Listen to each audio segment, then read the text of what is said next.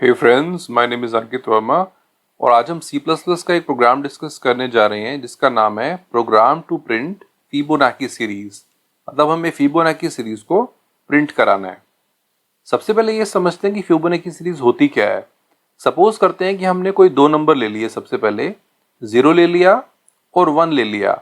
अब इन दोनों का सम क्या होगा? 0 + 1 इज 1। अब लास्ट के दो का सम 2। अब लास्ट के दो का सम 2 + 1 इज 3। ऐसे ही लास्ट के दो का सम 3 + 2 इज 5। इस तरह से हम सीरीज को बनाते चलते हैं। इसको बोलते हैं फिबोनाची सीरीज। तो हम प्रोग्राम को स्टार्ट करते हैं। सबसे पहले हम यहाँ पे लेते हैं इंट मेन। मेन हमारा ड्राइविंग फंक्शन है, इसकी अपनी बॉडी होगी। हमने यहाँ पे इंट लिया यानी कि रिटर्न टाइप, तो हम यहाँ पे एक वैल्यू रिटर्न कराएंगे इंटीजर टाइप की, जो कि 0। अब हम ये चाहते हैं कि फिबोनाची सीरीज प्रिंट हो, बट कितने नंबर्स प्रिंट कराने हैं तो हम यूजर से मांग लेते हैं। तो सबसे पहले हम सी आउट लेते हैं। सी आउट मतलब यूजर स्क्रीन पे प्रिंट कराना। तो हम क्या प्रिंट कराएंगे? हम यूजर से मांगते हैं एक नंबर, तो एंटर नंबर। अगर यूजर बोलता है कि भाई 5 नंबर्स प्रिंट कराओ फिबोनाची सीरीज के, तो इस टाइप से हम यूजर से एक नंबर मांग रहे हैं। तो सी आउट हमारा जो है वो हेडर फाइल के अंदर होता है आईओ स्ट्रीम, तो हम उसको इंक्लूड करते हैं। हम यहाँ पे लिखेंगे #include। ये एक प्री प्रोसेसिव डायरेक्टिव है जो कि हमारी हेडर फाइल को इंक्लूड कर लेगा। तो हम यहाँ पे लिखते हैं आईओ स्ट्रीम। हम यहाँ पे VS कोड यूज कर रहे हैं तो .h लगाने की जरूरत नहीं है। तो आईओ स्ट्रीम में सिंपल हम .h का यूज यहाँ पे नहीं करेंगे। अब यहाँ पे सी आउट में जो वार्निंग आ रही है उसके लिए हम यहाँ पे लिखेंगे यूजिंग नेम स्पेस std। तो जैसे ही हम ये यूज करेंगे नेम स्पेस std, हमारी सी आउट की वार्निंग भी यहाँ से रिमूव हो जाएगी। तो यूजर को हमने एक नंबर के लिए बोल दिया। अब इस नंबर को स्टोर भी कराएंगे, तो हम यहाँ पे एक इंटीजर डेटा टाइप ले रहे हैं। तो एक वेरिएबल डिक्लेयर करेंगे, उसका नाम ले लेते हैं n। तो n हमारा एक नंबर है। तो जैसे ही मैं ये लिखूंगा इंट n, तो एक n वेरिएबल डिक्लेयर हो जाएगा। तो मेमोरी में एक ब्लॉक रिजर्व हो गया जिसका नाम हो गया n, और उसका एड्रेस मैं अज्यूम कर रहा हूं 301। अब इस नंबर को इनपुट भी कराएंगे, तो सी इन लेंगे कंसोल इनपुट। यहाँ पे इस नंबर को हम इनपुट करा लेंगे। तो यूजर को मैसेज दिया, यूजर ने नंबर हमें दिया, हमने n के अंदर स्टोर करवा दिया। अब हम चाहते हैं कि ये n नंबर्स डिस्प्ले हो, तो हमें एक लूप लगाना पड़ेगा। तो हम यहाँ पे लेते हैं फॉर को रन करने के लिए हमें एक वेरिएबल चाहिए। तो सपोज करते हैं हम यहाँ पे i ले लेते हैं। तो एक और वेरिएबल डिक्लेयर हो गया मेमोरी में जिसका नाम है i। तो हमारे पास एक ब्लॉक बन जाएगा मेमोरी के अंदर जिसका नाम होगा i, और मैं अज्यूम कर रहा हूँ उसका एड्रेस है 401। अब हम फॉर लूप के अंदर i को इनिशियलाइज करते हैं 0 से, और हम अज्यूम करते हैं कि i हमारा रन करेगा लेस देन n तक, यानी कि 0 से n तक। इसका मतलब ये है कि हमारा n टाइम्स लूप वर्क करेगा और i++, क्योंकि ये 0 से चल रहा है और लेस देन n तक है, तो ये हमारा n टाइम्स चलेगा। और यहाँ पे हम इसके अंदर अपना फिबोनाची सीरीज का प्रोग्राम रन करेंगे। फिबोनाची सीरीज में हमें एक बात समझनी होती है कि जो पहले दो नंबर्स हैं वो हमें खुद देने पड़ते हैं। बिकॉज 0 और 1 हम देंगे, उसके बाद तो एडिशन हो रहा है। 0 और 1 का सम 1, 1 और 1 का 2। तो पहले दो नंबर्स हमें खुद से प्रोवाइड करने पड़ेंगे और खुद से डिस्प्ले कराने होंगे। तो हम यहाँ पे दो वेरिएबल्स लेते हैं और इन दोनों नंबर्स को डिस्प्ले करा देते हैं। तो इंट में दो वेरिएबल्स हम और ले रहे हैं। पहला वेरिएबल लेते हैं a, जिसकी वैल्यू हम दे देते हैं 0। ऐसे ही दूसरा वेरिएबल लेते हैं b, जिसकी वैल्यू हम ले लेते हैं 1। तो मेमोरी में हमारे दो वेरिएबल्स डिक्लेयर हो जाएंगे। सो पहला वेरिएबल जो होगा वो हमारा हो जाएगा a, और उसका मैं एड्रेस अज्यूम कर रहा हूं, दैट इज 501। और ऐसे ही एक और वेरिएबल हमारा हो जाएगा जिसका नाम होगा b, और उसका एड्रेस मैं अज्यूम कर रहा हूं 601। a की वैल्यू हमने प्रोवाइड कर दी है 0, और b की वैल्यू हमने प्रोवाइड कर दी है 1। अब सबसे पहले हमें इन दोनों वैल्यूज को डिस्प्ले करा देना है। तो हम यहाँ पे सिंपली सी आउट कराते हैं और दो वैल्यूज को डिस्प्ले करा देते हैं। तो सबसे पहले हम लेंगे a को, उसके बाद हम थोड़ा सा स्पेस दे देते हैं, और फिर हम डिस्प्ले करा देते हैं b को। इस तरह से हमने दोनों वैल्यू 0 और 1 हमने खुद से डिस्प्ले करा दी। अब बाकी की वैल्यूज को हम लूप से वर्क करवाएंगे। फिबोनाची को समझने के लिए हम एक बात देखते हैं कि यहाँ पे a है और b है, तो दो वैल्यूज हमने खुद से ले ली हैं 0 और 1। इन दोनों का सम हम लेंगे c के अंदर। तो सबसे पहले हम स्टेप बाय स्टेप चलते हैं, तो एक और वेरिएबल डिक्लेयर करते हैं जिसका नाम है c। तो इंट में जाके हम एक और वेरिएबल ले लेते हैं c, तो हमारा मेमोरी के अंदर ये वेरिएबल आ जाएगा। तो हमारा एक ब्लॉक और रिजर्व हो गया जिसका नाम है C, और मे भी उसका एड्रेस हम एज्यूम कर रहे हैं 701। हम एक बात जानते हैं कि जो ये C आया है A और B दोनों के सम से मिलके आया है, तो हम ये लिख सकते हैं C is equal to A plus B। तो अब फोर लूप के अंदर हम क्या करते हैं, C is equal to A plus B, यानी कि इन दोनों को हमने सम करा दिया। सम कराने के बाद हमें इसको डिस्प्ले भी कराना है, तो हम यहाँ पे इसको डिस्प्ले भी करा देते हैं। तो सिंपली हम यहाँ पे लिख देते हैं C आउट, और थोड़ा सा हम एक स्पेस दे देते हैं, और फिर से हम इसको डिस्प्ले करा देते हैं, यानी कि C। तो हमने C को यहाँ पे डिस्प्ले करा दिया। तो ऐसा करने के बाद हमारा 0 और 1 यानी कि ये दोनों डिस्प्ले हो गए, और एक और 1 वो भी डिस्प्ले हो गया।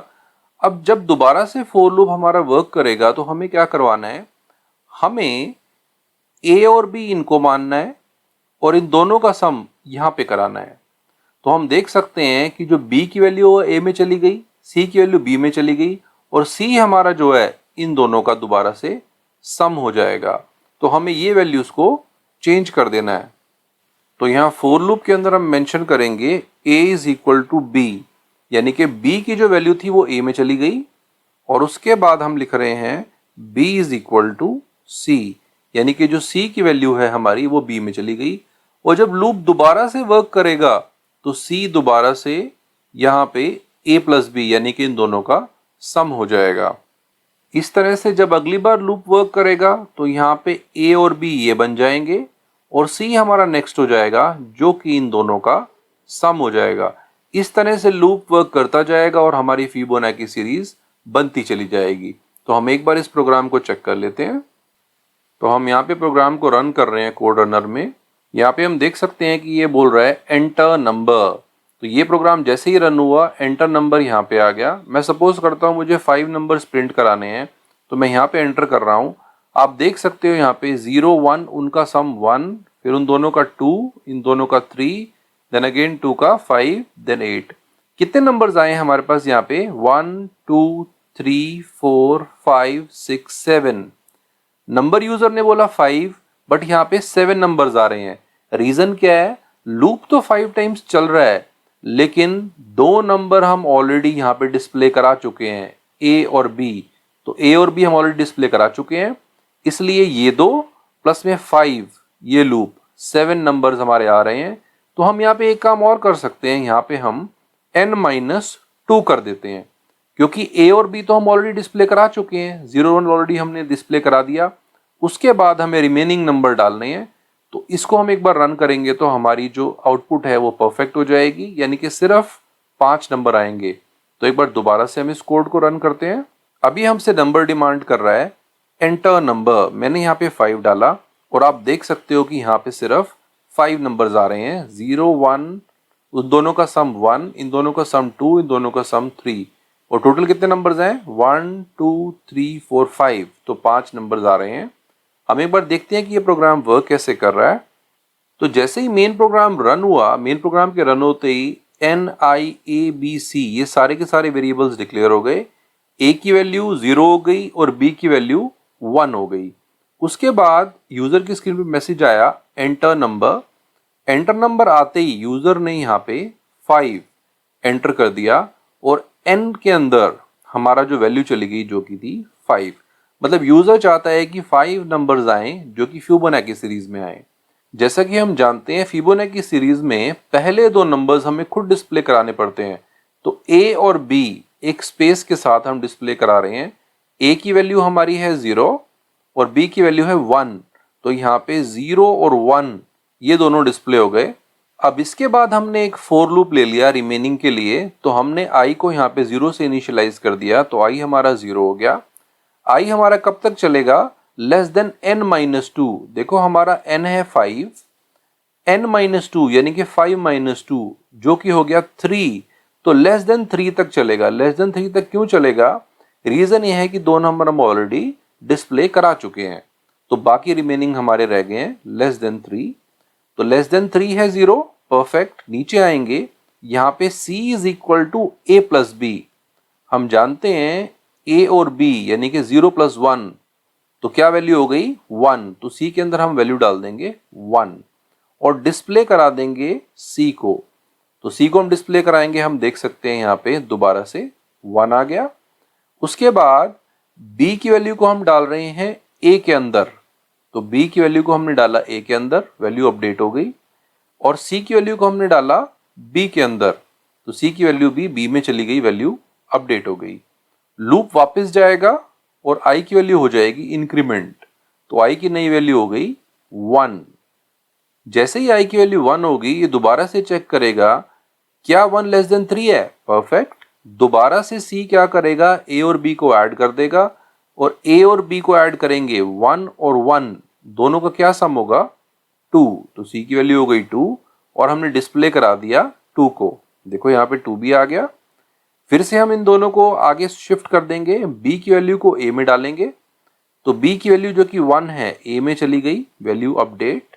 c की वैल्यू को हम डालेंगे b के अंदर, तो c की वैल्यू 2 है वो चली जाएगी हमारी b के अंदर।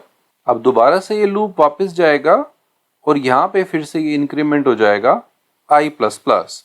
तो i की वैल्यू हमारी हो जाएगी 2। अब ये फिर से चेक करेगा क्या i हमारा n-2 से छोटा है, यानी कि 2 हमारा लेस देन 3 है, परफेक्ट। तो दोबारा से a और b का सम होगा। यहाँ पे c के अंदर a और b का सम यानी कि 1 और 2 का सम 3 हो गया, तो 3 हमने यहाँ पे ले लिया। तो 3 को हमने फिर से डिस्प्ले भी करा दिया एक स्पेस के साथ, तो हम देख सकते हैं कि हमारा 3 भी आ गया। अब b की वैल्यू जाएगी a के अंदर, तो 2 हमारा a में चला जाएगा और c की वैल्यू जाएगी हमारी b के अंदर। तो जो c की वैल्यू 3 है वो हमारी चली जाएगी b के अंदर। ये दोबारा से लूप वापस जाएगा वैल्यू इनिशियलाइज करने के बाद और i प्लस प्लस, यहाँ पे i की वैल्यू हो जाएगी 3। अब ये दोबारा चेक करेगा क्या i हमारा n-2 से छोटा है, क्या 3 हमारा 3 से छोटा है। बिल्कुल रॉन्ग है, दोनों इक्वल हैं। तो इस केस में क्या होगा, लूप हमारा बाहर निकल जाएगा और हम देख सकते हैं कि हमारी फिबोनाची सीरीज यहाँ पे वर्क कर चुकी है। फिबोनाची सीरीज का सिंपल सा लॉजिक है, पहले 2 नंबर्स हमें खुद डिस्प्ले कराने हैं, उसके बाद बाकी रिमेनिंग नंबर्स जो कि n-2 है उसके लिए हमें c लेना है जो कि a और b का सम है। अगली बार वैल्यूज हमें a और b ले लेनी है b और c से और फिर से सम निकाल देना है। ऐसे वैल्यूज लेते जाएंगे और आगे हम उसको इंक्रीमेंट करते चले जाएंगे और आगे के नंबर्स हम निकालते जाएंगे। तो हमने यहाँ पे VS कोड में C++ का प्रोग्राम बनाया है फिबोनाची सीरीज का। तो आज के लिए इतना ही। Thank you.